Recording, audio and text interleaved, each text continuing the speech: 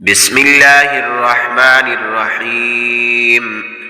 يسبح لله ما في السماوات وما في الأرض الملك القدوس العزيز الحكيم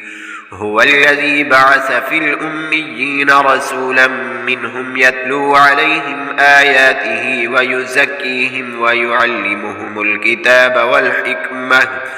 وإن كانوا من قبل لفي ضلال مبين وآخرين منهم لما يلحقوا بهم وهو العزيز الحكيم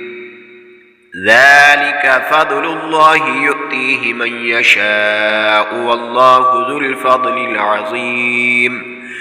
مثل الذين حملوا التوراة ثم لم يحملوها كمثل الحمار يحمل أسفارا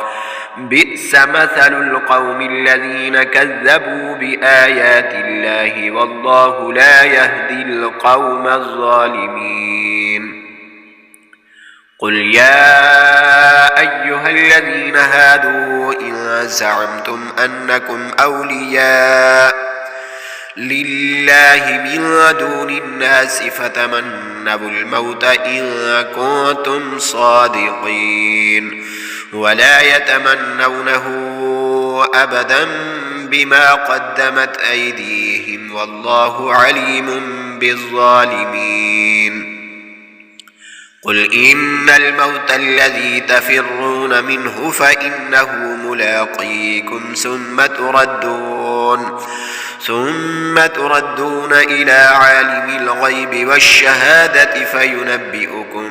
بما كنتم تعملون يا أيها الذين آمنوا إذا نودي للصلاة من يوم الجمعة فاسعوا إلى ذكر الله وذروا البيع ذلكم خير لكم إن كنتم تعلمون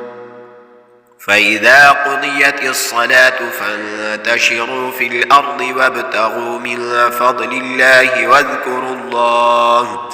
واذكروا الله كثيرا لعلكم تفلحون وإذا رأوا تجارة أو لهوا انفضوا إليها وتركوك قائما قل ما عند الله خير من اللهو ومن التجارة والله خير